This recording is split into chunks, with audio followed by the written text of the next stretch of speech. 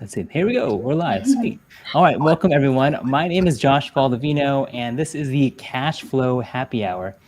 I want to think, and I want to say that it's the only live podcast where we record this, we post this, but we just do it live. So we have some fun interviewing investors. And today I'm so excited because we get to give back. I think, one, there's so many people that I can thank for helping me in my rookie year. And so I have two other now sophomore investors who are hopefully going to answer some of the questions. We have an aspiring couple, Gleb and Kristen, who are looking to buy their first investment property this year. So they're now the new class, the freshmen, the rookies. I should put freshmen. Man, that's on me. Anyways, let's bring you all on. So welcome, Stephanie, Jackie, Gleb, and Kristen. How you guys doing today?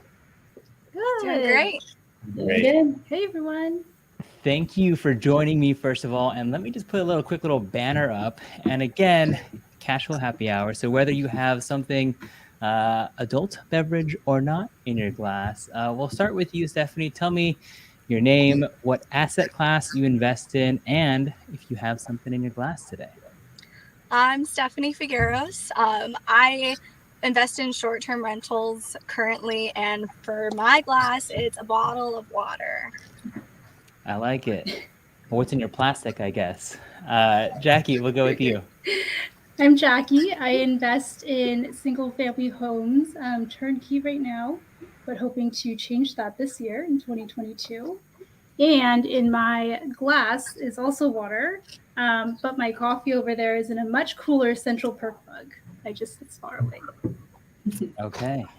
Well, then I may, hopefully, I don't think I'm indulging solo today, but Gleb and Kristen, you're up.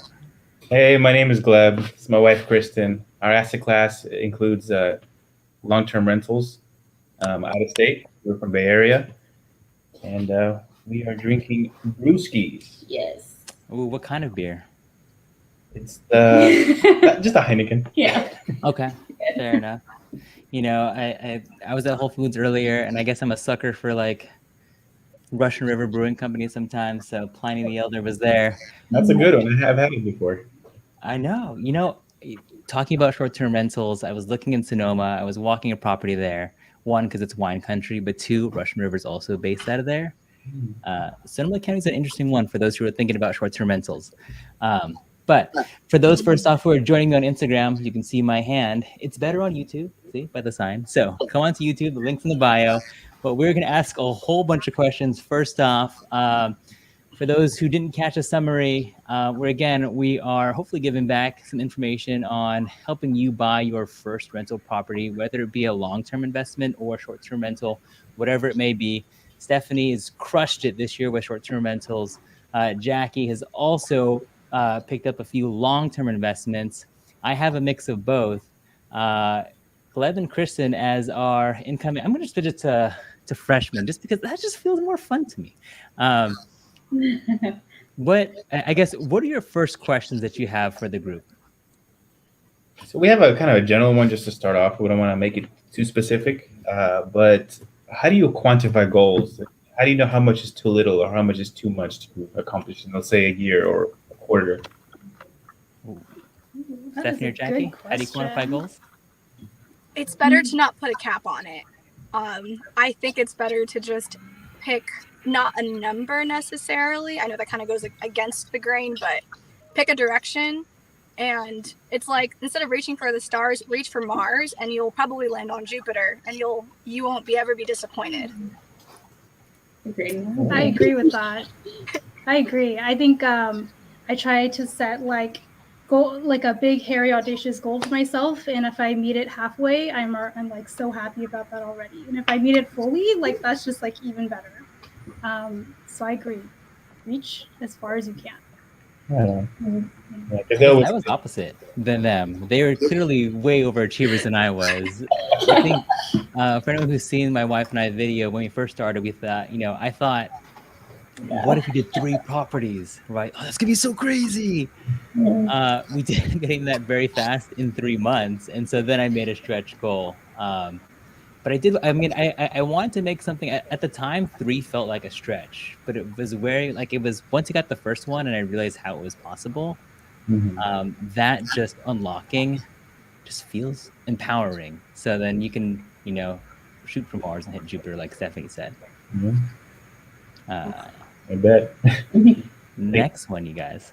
I don't even know if that made sense because I don't even know what comes first, but I think you get the analogy. Yeah, it was good. I was trying to come in my head. I'm like, I don't remember the frame. I guess your other question would be, how do you find partners when you feel, especially as a newbie, that you don't have that much to offer? We don't have any properties at this time. We're in that learning phase, but we are really interested in working with other people, whether they're newbies or sophomores or whatever. But how would you suggest going about that? Jackie, you want to go first? You got an answer at all? Are you thinking like an actual investing partner or just someone to work with? Yeah. Learn from? Yeah, exactly. We're thinking of, obviously we have each other, but since we don't have much experience and we know everybody brings in different things, whether that be money, knowledge, or what have you, we are looking in the future to definitely partner, but we just don't feel that we have that much to really offer anyone unless they're maybe a newbie just like us. I guess before you answer, Jackie, quick question, both for you and for Stephanie. Do either of you guys have partners, or did you close in your deals by yourself? Mine by myself right now. Okay. And then Stephanie, what about you? For me, so I'm not by myself. My partner's actually over here, but I won't put the camera on him. But we do partner with family, or my family in particular, the ones that invest too. So those would be our partners. Gotcha. I would say for me, when you think about partnerships, and I partner with my dad on a couple actually. I partnered one with my wife's best friends from college, and then we have Ash and myself. And so I have a few different partnerships in the first year. Why I did that was it was economies of scale. I only had so much money, which was one.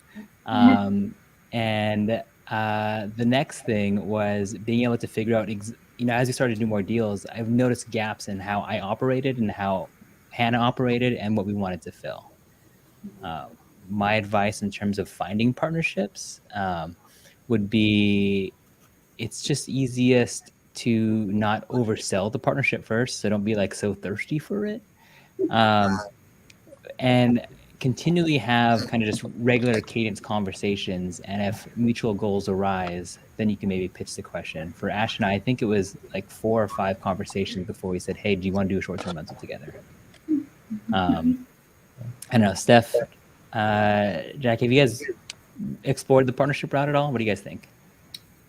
I haven't, but I agree 100% with you. It's about developing that relationship and that rapport with someone first, and eventually you'll identify skills that someone else has that you need, or they'll identify a skill that you have that they need, whether that's cash or whether that's you really enjoy bookkeeping and they need help with that, right?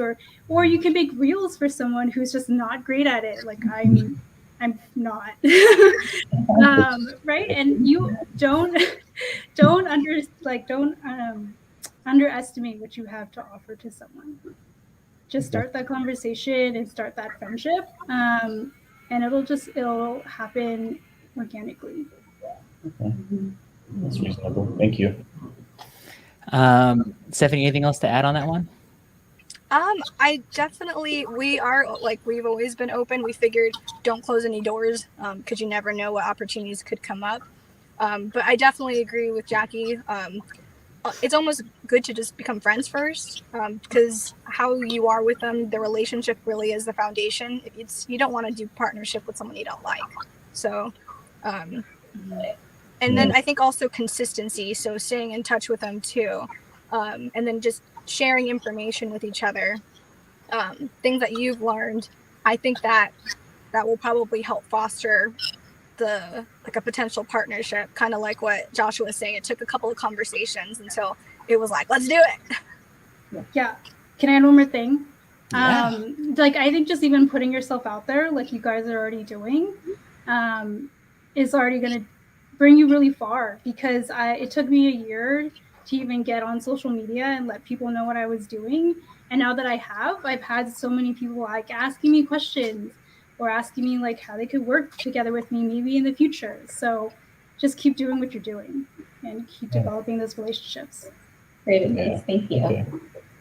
And the last thing I'll add about partnerships, this is for anyone who's watching, whether it be on Instagram, who should be on YouTube, and my YouTube friends, or of course those who are watching on the post play, is for me with partnerships and why I just did so many so fast was I would rather have half a percentage to a quarter of, 5, 10, 20 deals than maybe do two myself. Right. Mm-hmm. That's so what it's we're just, yeah, and it also spreads the risk. Like Ash and I's short-term rental that we're launching in Joshua Tree, there's obviously a lot of delays with the permitting process, and so we've spent a lot more money than we thought. But now that is half of the, I'm compensating for half, and she compensates for the other half. So, okay, so a question that actually got asked a few times in Instagram is, how did you each select your market? So real fast again, Stephanie, what asset class do you invest in, where, and how did you pick your market? So short-term rentals for me, as far as markets, I'm in 3 currently. I'm in California, Inland Empire specifically, the Smokies in Tennessee, and then Crystal Beach in Texas. Why did I pick those? So I have a mix of vacation and metro, and that wasn't planned, especially with the metro one, but it's the ones that I'm really going for though are the mature vacation markets, simply because with short-term rentals, one of the biggest obstacles are regulations. It can make or break if something's worth even going for. So dealing with less regulations and then going into a market that has the demand and the interest in it, it's usually there's 4. There's beach, desert, metro, and then mountains. So in a way, simplified way, I just picked mountains, beach, and metro. So I do want to hit the desert eventually, but I just picked one and kind of went for it. I like it. I mean, that's ensuring that you don't run into any permit issues. Jackie, on your long-term rentals, where do you invest in and why did you pick that market? Yeah, I invest in Indianapolis, single family home right now. I picked it because I was limited with how much cash I could put into this in my first year. So that already narrowed down my price point to a specific, some specific cities. I wanted a pretty populated city that also maintained itself well during 2008. And Indianapolis fell into that. So I met my price point. It met that other criteria, and then it also met, I want to find a city that's like putting a lot into developing itself, and building a lot of new buildings, making the city look a lot nicer. And Indianapolis also does that. It reminds me a lot of areas near where I grew up, because I actually went out and visited, and I was like, this is it. I know, like in 5 to 7 years, certain patches of it's going to look so different. That's why I chose Indianapolis. I like it. Gleb, Kristen, follow-up questions at all for them? Did you guys do analysis of because that's what we did. We did have this whole spreadsheet of all this math and all these calculations. I guess, how much of the research went into looking at the actual numbers of rent to income ratio and population increase, decrease. It's a whole bunch of different measurements that different websites give different information. Yeah, that was another hard point. Everything said something a little bit different.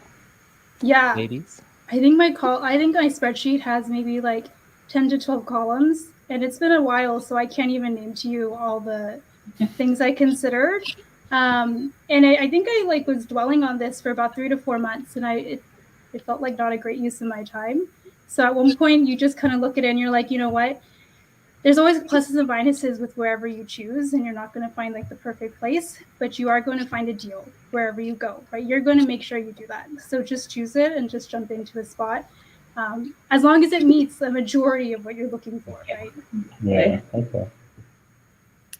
Stephanie? For me, it was I'm analytical, but I also know I did not want to fall in the analysis paralysis. So for me, it was find someone that's doing it, and it's like, I'm gonna follow you and become your neighbor.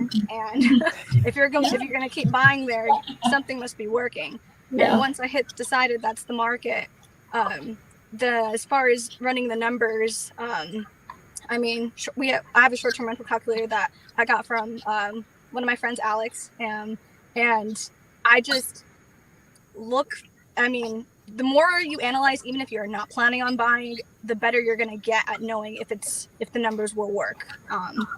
And short-term rentals are a little bit special because of the seasonality. So when you're actually analyzing it matters. For example, at the beach, it's low season, so you might want to look at data from like the whole year to include summer too, because that will offset winter. So it's not as complicated as it is, but I try not to dwell on the numbers too much until I get to the point where I'm putting offers in. Got it.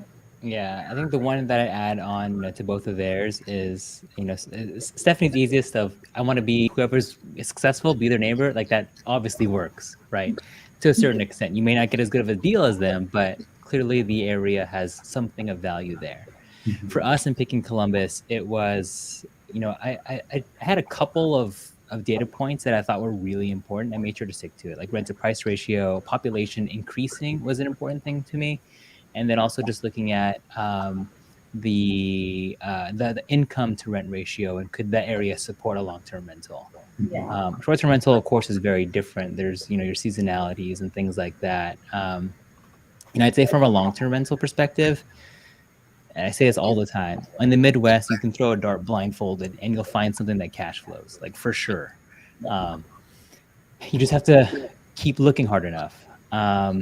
Short-term rentals are different. I definitely think because you can have a little bit more fun with short-term rentals. It's more work, a little bit more. I'd say numbers matter, but it's also the operator and how you market the property that completely change the outcome that you see versus just sticking a tenant in there. And I mean, those are nice, hands-off deposits. Yeah. Other questions? Gleb, Kristen. I guess this is a little bit more off topic, but in terms of loans and the type of financing you're doing, do you guys have any suggestions on whether to be going commercial or conventional? For our first, we are thinking of going conventional, but it's definitely, we're still learning about hard money lenders and private money lenders and commercial loans. So do you have any advice on the type of financing you guys chose when you were first starting out? I'll go. So for short-term rentals, I use the second home loan. It's 10% down, and for me that helped our money go a lot further because I was able to use it in multiple markets. There is criteria to it though, like you have to intend to stay there for 14 days. It's a second home, but the cool thing with STRs are I want to go stay there anyways on vacation, so that's not a hard criteria to fill, but you get the benefit of being able to rent it out too. So the 10% second home loan has been what I've used. I'm currently probably going to use a 15% investment loan as my next one. We just got a pre-approval earlier this week for it. So financing wise, that's what we've been using. Dang, what is the 15% investment loan? I haven't heard of that one. It's just a conventional loan. Not everybody offers that type of product. So it's really lender specific, but it's another, instead of having to do 20, 15%. So message Stephanie for that contact, which I will be doing after this show. Jackie, how did you finance your deals? So I've never bought a house before this year. Like I don't own a primary residence. I don't know if you guys do. And so I just wanted to learn how to buy a property and also an investment property. So I decided that I wanted to keep the financing simple. So I went with a conventional loan. I think both of mine are 25% down, though I have seen the 15% before. I can't remember. I remember in my search, I also seen 15% down. So it is out there, lower down payment. And next in 2022, I actually want to start doing hard money instead. I allocated a certain amount of like my own cash that I would put towards investment properties, and I ate through all of that in 2021 with conventional loans, and so now I'm onto hard money. So the plan there is to buy a property I can add value to with hard money, renovate it, and then refinance it out. So hopefully I get most, if not all, of my cash back, and hopefully it be just a property that I have for maybe $10,000 left in the deal, as opposed to this 25% down. It's at least $30,000 for each home that I've been buying. My response to you guys, Glev and Kristen, obviously everyone's financial situation is different, and however much you have to invest, varies, and then obviously partnerships change it up. Whatever gets you into a deal, I mean, I don't want to like say that you're rushing it, but whatever gets you that first deal and that builds you the most confidence, the soonest, the better. Whether that be hard money, a partnership, conventional, if you're putting 25% down, because that first deal is such a catalyst that I would say don't overthink it. And I know you guys told me that you guys are looking at Columbus. There are so many deals in Columbus that you can put 20% down, hit the 1% rule, wash your hands, and then feel, a little supercharged to take on something bigger. Yeah, we definitely agree. We need to rip off the Band-Aid. I'm itching so bad. Okay. So then how about this one? Maybe this is for you, Stephanie, but use a DSCR loan for STR. Oh, DSCR loan. I personally haven't. That was actually something that came up during my pre-approval call. And the cool thing too is if you don't know what type of product works for you, when you develop a relationship with your lender, you can let them know what you're doing. Better yet, I'll take it one step further. The lender I chose for both markets, they invest in STRs themselves. And that made the conversation so much easier because they could tell me what options would work for what I'm trying to do. So we backtracked a little bit, but I haven't used the DSCR loan yet, but I probably will this year after the next one. Stephanie, for those who don't know, what is a DSCR loan? Oh, I don't remember the debt service ceiling ratio. Debt service ceiling ratio. Look at that. Look at that. Alexa has a nice voice. It's a deep voice, but Yeah, for those who don't know, and again, none of us are lenders, right? So please check with your bank, your lender, whatever it may be. But this is just a loan based off of the debt service that you're, how much income it's producing divided by whatever the debt is. That's as far as I'm going to explain it because you should ask a lender. Yes. Okay. More questions here. All right. So another one that I got is this one's fun. How did you guys overcome the fear of out-of-state investing? Jackie. So I'll go. That's funny. This is I submitted this question to you. There you go. I remember this. So I think it's just really just immersing yourself and getting comfortable with the idea of out-of-state investing. So the way I compared it in my head was like, okay, if I buy somewhere near where I live in California, I want it to be driving distance. So I can check on it every so often, right? Maybe that would be like Sacramento. And then I think about it more and I'm like, I only go to Sacramento 4 times a year, if that. And that's only because my in-laws live there. And so I would really only be checking on my property 4 times a year.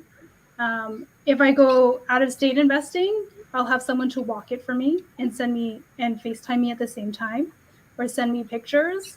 And I can visit there once or twice a year just because I want to go check out the city and I'm interested in it. And you know what? That's honestly kind of the same as investing in Sacramento, where I only go there 4 times a year. So there's really almost no difference other than the fact that it's 1,000 miles away, but you probably see it an equal amount of times.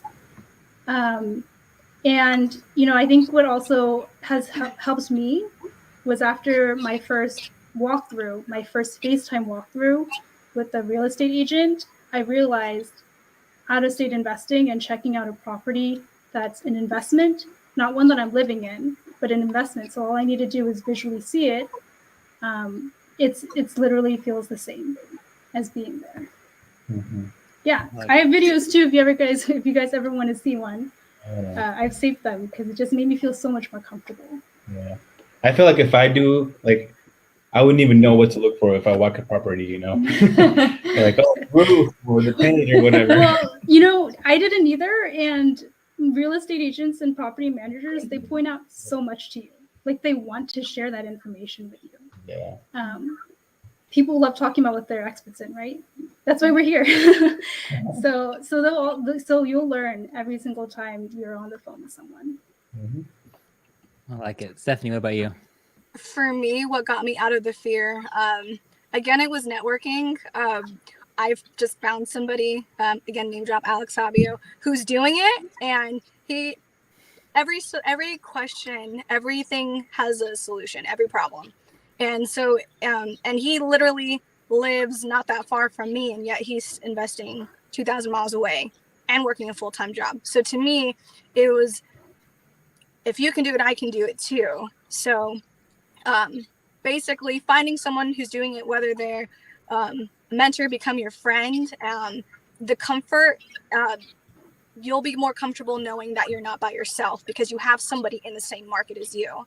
As far as actually buying sight unseen, which I'm still not over that, but you get used to it and really relying on your realtor. And for me, I just started joining a lot of the local groups.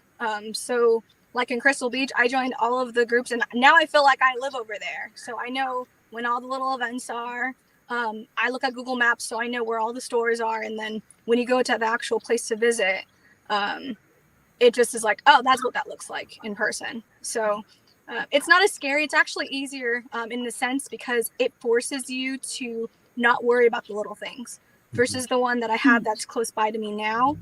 I feel so compelled to go and just do it myself. But when it's out of state, you have no choice but to pick up the phone and have someone else do it. So there's something relieving about that because it's like you really can't argue with while you're not there. So don't stress too hard about it because it's out of your control.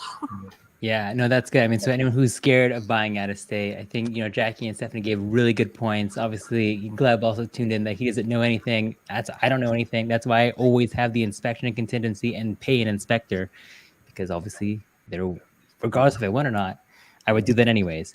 And then I would say for me, investing out of state, Jackie talked about buying in Sacramento. That's still a $500,000-$600,000 property now versus in Columbus where you're paying $100,000 to $200,000. So the cost of messing up was significantly less to go out of state. So just something to think about. Obviously, if you're not in California and you're watching this, then lucky you, I guess. But that's just, it's all about perspective sometimes.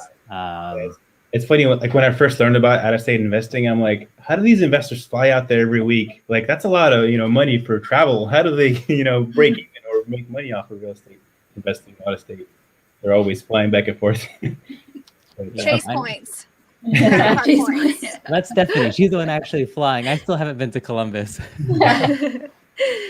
Gleb, Kristen, next questions. What do you guys got? Okay, let's see.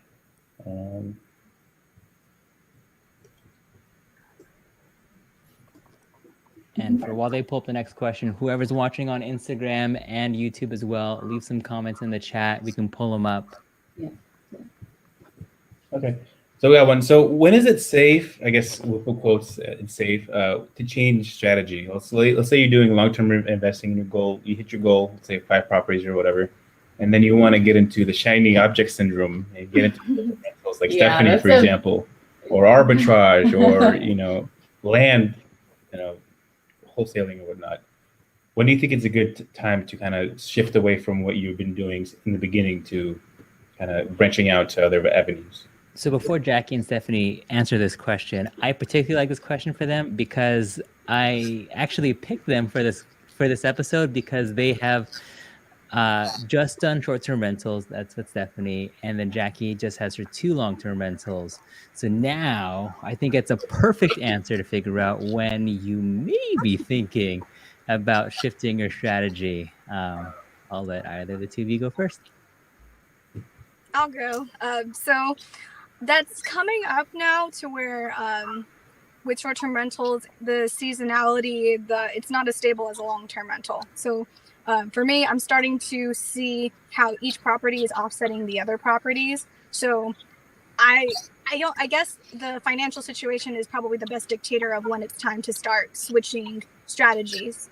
One of the properties, actually the first short rental was an arbitrage, I still have it as an arbitrage, and I see the benefits of what going into that with less money up front versus shelling for a down payment later on.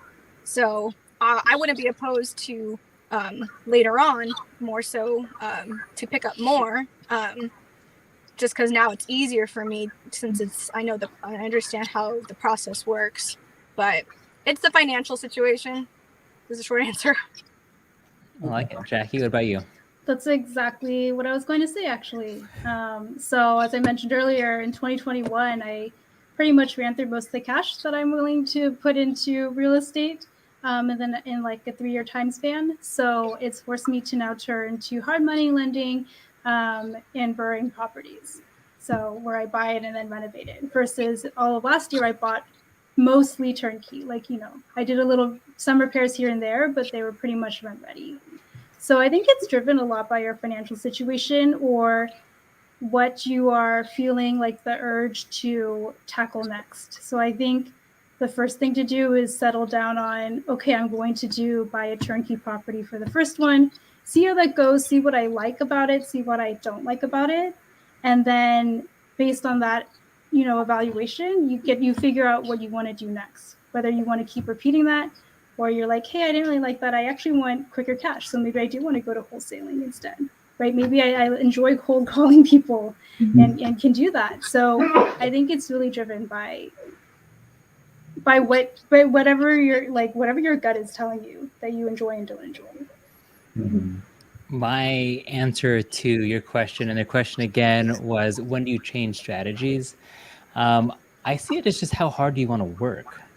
And like whatever stage you are in life, whether you're working a lot at work or you just have a baby or whatever it is, you're not always going to want to do the same thing. And I will say there's a range. Your turnkey rental that's fully property managed is little to no work after the acquisition. Your BRRRR property, your short-term rental, your wholesaling all starts to become more and more and more active. So I think just whatever you're willing to commit to, because if you're not willing to commit to the level of work, finances aside, it's not gonna be successful. So that would be my answer to that question. The next question I have is, how did you guys build your team? Good question. For me, it was Facebook groups, really harnessing social media. You'd be so surprised the people that you'll meet on there, and then also referrals from other investors, and then your realtor too. They have their own list of people you can build your team with. Definitely. Jackie, what about you? Same here. I think a lot of lurking on Facebook and then seeing when people put their contact information out there, and I'll call them up, and then a lot of referrals too. So a lot of just calling all these references and figuring out who I get along with conversationally. If you get a good impression of someone within like the first few seconds of meeting them, and so I figured from there who I would want to work with.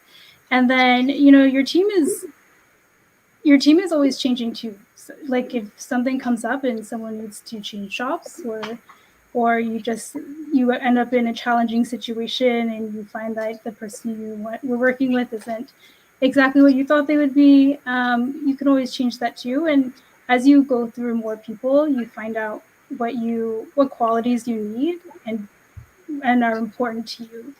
So, for instance, for me, for property management, systems, like a lot of electronic systems, are super important to me. Like somewhere where I can just submit an IT ticket and not even have to bother them with a text or email. Like I need that. And I didn't know that until I found my second property manager.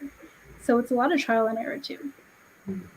Yeah, I think, and this is the one thing I probably say over and over again on every single one of my videos, but if you just call 50 of whoever, you'll decide what you don't like and what you do like by the end of it, whether it be your hard money lender, your traditional lender, your property manager, your agent. But I guarantee you, most people won't call 50 of any type of vendor. Actually, the only one that I did call 50 of was hard money lenders. And by the end of that, I could talk hard money pretty good.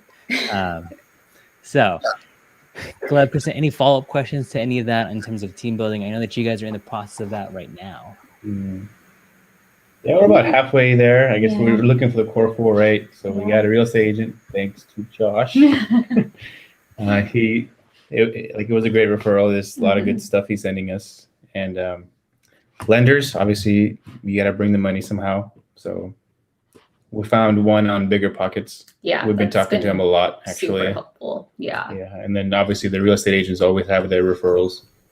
So like Josh said, it's about vetting the lenders and the rest of your core four team members to kind of maximize your goals and what your vision is. It's very important to have a clear vision and to tell your team what it is. Yeah, we've had to definitely work on that, having very succinct, this is what we want. And especially with our first phone call, man, I was all over the place. And I think I want this, but I'm not sure. Yeah. So it's definitely helped to call multiple people. Yeah, the first one I called didn't even do lending in Columbus. I'm like, oh, okay, never mind.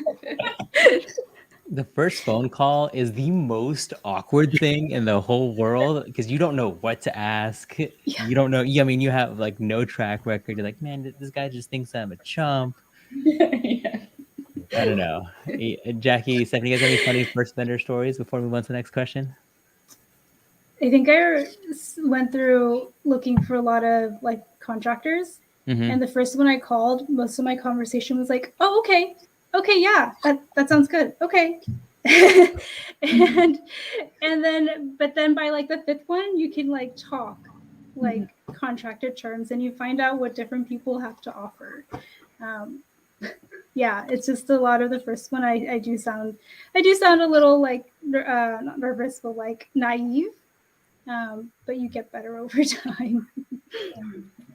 For me, it was cleaners. One of my properties in the Smokies, I think I went through, or I talked to 8 different cleaners, whether it was messaging over the phone or emailing, and then narrowed it down to 3 that I would meet in person after closing. So having more than one conversation at a time helps because you start to build a rapport and it gets way less awkward when you actually get to the point where it's like, oh, we've been talking and now I see you in person. So I haven't had to deal with contractors, at least out of state. So I haven't had that problem yet.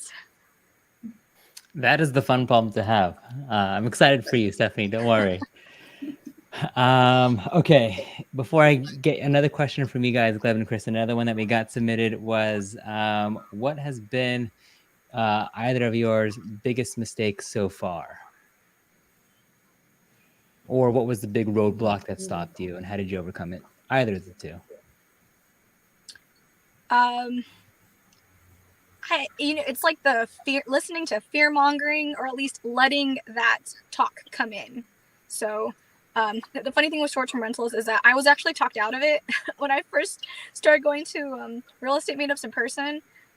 We went like this whole route of, oh, maybe mobile home investing or wholesaling, and then came right back around to short-term rentals. So I think if I could say something is, don't accept no as an answer. You will find a yes. And you can apply that to lenders, to just about anything. But if you are set on something, just find someone who's successful at it or is doing it. And that's who you should be talking to. That is very true. Yeah, that's there's so many. I feel like as you talk that to other people that you're starting to jump into real estate investing, there's some people who have not invested that want to give you advice, right? And it's interesting. Jackie, anything to That's add? true. No, that's true that you say some people who are not even investing give me advice not to do it. And it just, yeah, know what you want, like know thyself. That's what I think. Know what you want and know who you are and just go for it.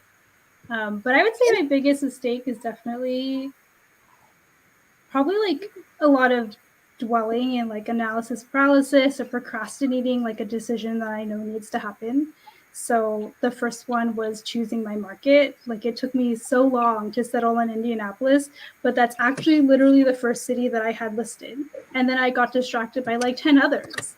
And then I ended up back there anyway. So, and I think the next one, for a long time, this last half of the year, I've been playing with the idea of like hard money, making an LLC, doing the BRRRR strategy.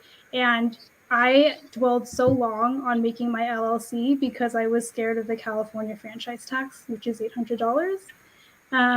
But I just like, it's just like listening to these like little things that I'm like using as a reason not to move forward when really there's a solution out there. There's someone who knows the answer. And I think just trying to me delaying a decision is kind of avoiding the inevitable, whether that's choosing Indianapolis or making my LLC, and to just do it and go for it. And just don't waste time and listen to your gut, right?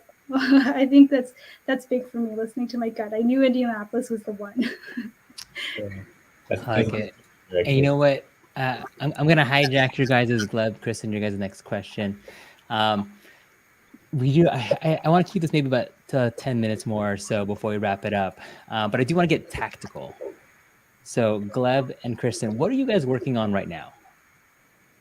So we're looking for a deal in Sacramento to make our primary, and then kind of do like a mini live-in BRRRR, Okay. so we can get actual practical skills and rent it out after a year due to tax purposes. I'm not a CPA either, so don't ask me for advice. But kind of like a mini live-in BRRRR, and at the same time doing a property in Columbus, completely out of state, and leaving it to them to kind of do it. You guys are moving out of the bay.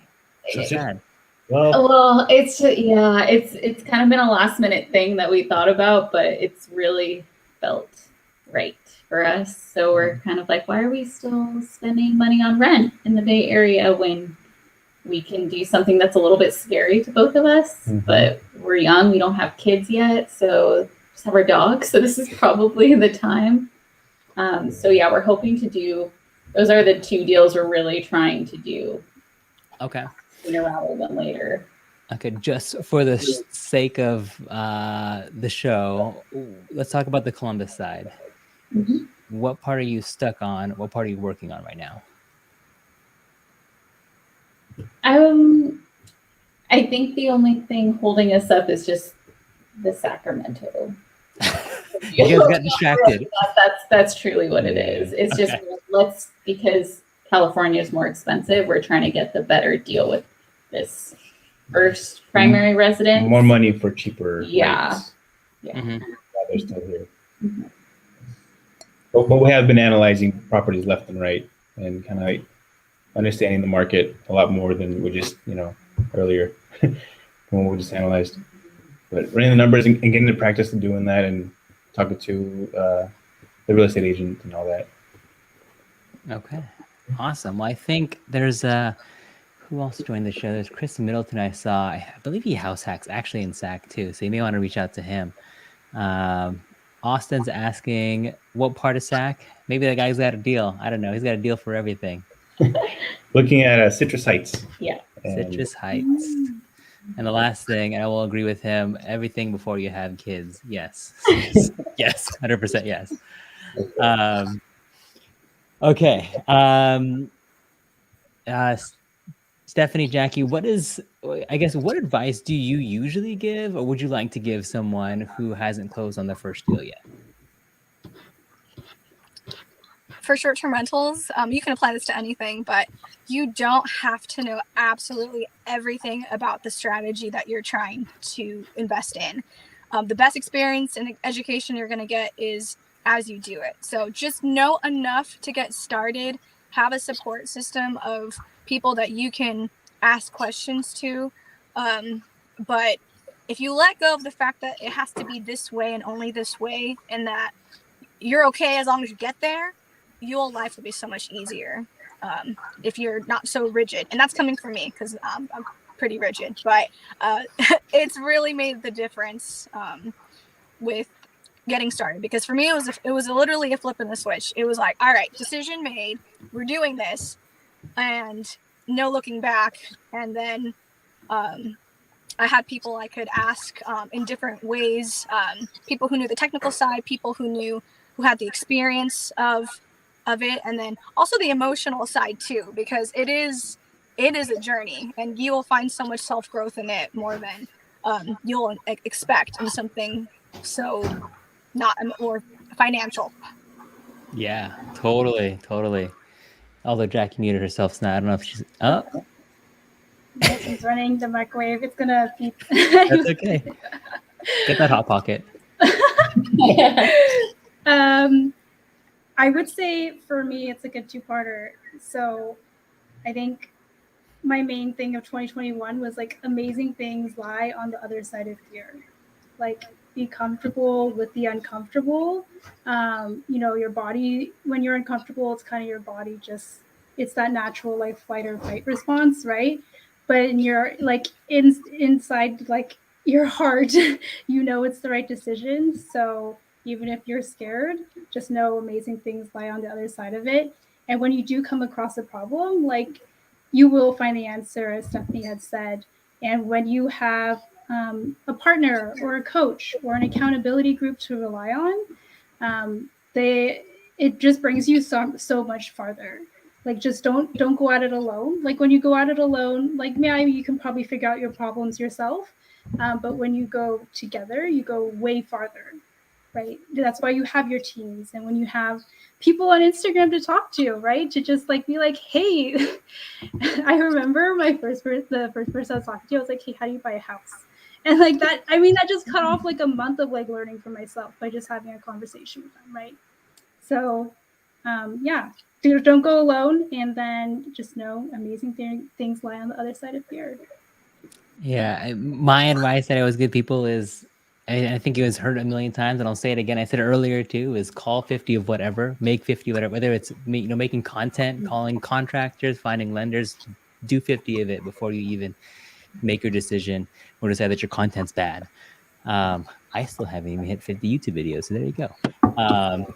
And then I would say the other thing is, kind of along the same lines as like Stephanie, is where you kind of have to earn your next problem, right? So many times you can have that million what ifs, but you can't even address that what if yet, because there's still some subsequent what ifs to address before you can even worry about what if there's a fire? What if someone sues me? Like, you don't even have a property yet, like just figure that part, like get into the contract and then worry about the next 5 that come after that. But if you focus on the 100 that come with it, then you'll never take action. That's really good. Yeah, look at what's right in front of you. But really, it comes down to your desire to succeed has to be stronger than your fear of failure. And I hold on to that myself every single time I get uncomfortable, because I'm like, no, I want it bad enough. I don't. If I'm uncomfortable, I'll figure it out, or I'll get through it. So instead of around, it's through. Yeah, real estate is professional problem solving, right? Yeah, it's a great skill. Gleb, Kristen, you guys have any advice or things that you guys have heard that you guys have found particularly valuable in your first deal hunt journey? Find somebody who can bring you deals. The deal bringer is the most important part of your team, I think. Especially if they, have a whole separate operation bringing off-market deals as well. Like if they do the cold calling and all that and have their own wholesales, that's pretty cool. That's an added bonus in a way. Yeah, I like it. Kristen, what about you? I would just say the fear thing is big for me. And I've learned that even in my own career, like you just got to rip off the Band-Aid and it feels so much better. And once I finally wasn't holding on to the fact, like, are we going to do real estate? Are we not? And I just decided we're going to do whatever we need to do it. I already feel a million times better. And I don't even have a property yet. So, that's just one way to kind of help to get the ball rolling. And your guys' advice really helps. You're definitely preaching to the choir here. Well, good. I'm glad this is helping. Gleb, Kristen, any last questions before I get into my last couple kind of fun questions? Yeah, actually,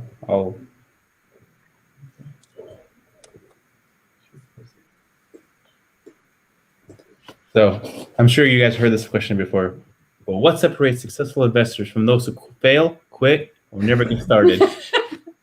Listeners, I think he's applying for the Bigger Pockets co-host spot now, right? Because I'm sure you guys have all heard that Brandon's leaving. Right? Jackie or Stephanie, any of you guys want to take that one first? Go ahead, Jackie. I think it goes back to like what happened to me in 2021, you know. Just don't dwell or procrastinate on decisions that you know need to be made, and just go for it and do it. Like I think you said at first, Kristen, when you made the decision to do real estate, like you just felt so much better, and now you like overcame that and can like do the next 5 steps you need to do. So I think it's just being a go-getter. I like it. Stephanie. I'd say the one biggest trait, it truly is action taking. We get into these rabbit holes in our head, and before we know it, did we actually do anything about it? Did anything change? So take what you learn and apply it immediately before you talk yourself out of it. I think people who keep doing actions and being consistent with whatever it is. So like example, Josh said, he basically 10x'd his calls with his contractors and finally hit one that would work. So if you stick with it, the results will come, but you have to actually do something with what the information is you're learning, or else it really doesn't mean anything. So I'd say the action. I'll add to that, but first I'll correct you, Stephanie. I didn't 10x the call. I did 10x the call with contractors. You 50x'd it. But then I found a partner who's already done that work. So then, another plus for partnerships. The one thing, to answer the Beardy Brandon question, that what separates successful investors from not, I think it's been a theme of this entire show, is just talking about fear. And I think it's just about like actually wanting and pursuing being the most inexperienced, the dumbest, the scaredest in whatever room you're in, right? I think too many people, as I've started to host meetups, I was in a meetup and I like 2 months into real estate investing, like who did I think I was? You know what I mean? But it was just fun. Like I was the most still am, I feel like, right? Just like not accredited, I don't know, whatever, to do it. But like if you are actively just pursuing being the least knowledgeable in the room, you'll 10x real fast. To bring it back to Grant Cardone. Yeah, it's like kind of a good storyline, huh? But definitely accountability. So Yep. Finding people that will keep you consistent. So, and again, Facebook, Clubhouse, there's groups that you can easily join that, or even just a mass text message with some people who are on the same journey as you, because when people share their success, at least for me, it just fuels me, because I'm like, I want to do what they're doing. It's like, tell me more. It's you don't feel inferior, you feel pumped, and that's what you get when you keep talking to people who are successful. So and I never really harnessed that until recently, I feel like. So I love it. Okay, well, my last quick questions for you as we're coming up on the hour mark. Just the fun questions now, right? We'll do the happy hour questions before I go into what's next for each of you all. But what is your drink of choice, whether it be an adult beverage or not? Stephanie, you go first. coffee. Well, how do you take your coffee? Just cream and sugar, iced hot. But you Equal know, if you opportunity. really want to impress me, you have to get me a vanilla sweet cream cold brew with cold foam on top. Done. We'll be best friends forever. Dang. Someone's looking to add value in Stephanie's life. She just put it out there. It's recorded. Rewind it because she said it way too fast. It's because I get it almost every single time, or we get it every single time. He's like, "Did you really just say that?" I like it. I like it. Gleb, Kristen, what is each of your drinks of choice? I like wine. I like red, Merlot. Yeah, I'm all about the wine. That makes me happy. All right. I like the whiskeys and the bourbons, Macallans and all that. All right. I like it. Keeping it classy. Jackie, what about you? I used to have like a really bad Red Bull addiction. Like I can smell it in the same room as me, even if it's like way across over there. So that is a drink of choice. I've asked for it for my birthday from my parents many years, but it's expensive, so I don't have it often anymore. Okay. Wait, Red Bull? Yeah. How much is Red Bull now? Well, you buy an individual can. I don't even know. She goes to Costco. I love it when it's on sale at Costco. All right. I used to drink a lot of Red Bull too. Okay, so Gleb and Kristen, I think we understand what's next for you guys. You guys are trying to house hack in Sacramento and potentially still pursue one in Columbus. Yes. Jackie, I'm gonna throw it back to you. What's next on the docket for you? What are you gunning for next? How can someone add value to you? I am going to use hard money to do a burr in Indianapolis this year. And then in the later half of the year, looking to move into Jacksonville.